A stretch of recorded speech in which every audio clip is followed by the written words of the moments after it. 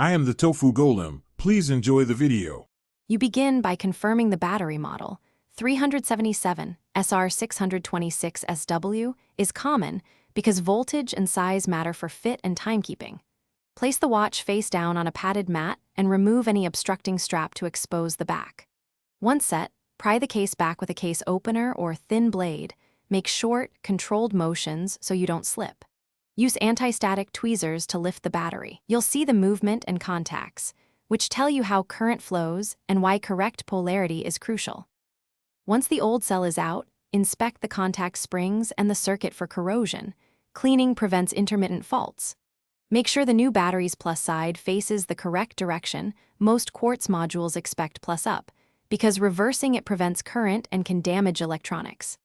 After seating the battery, press the contact clip down so it makes firm contact.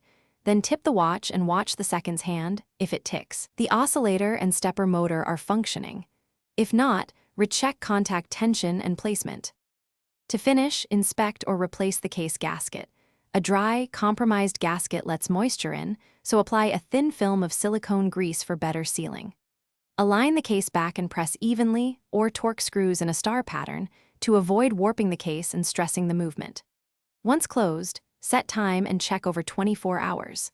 If the watch stalls or gains time, reopen and reclean contacts, try a fresh high-quality battery, and only then consider that the Quartz module or stepper motor may need professional. Thanks for watching. Consider subscribing if we helped you today.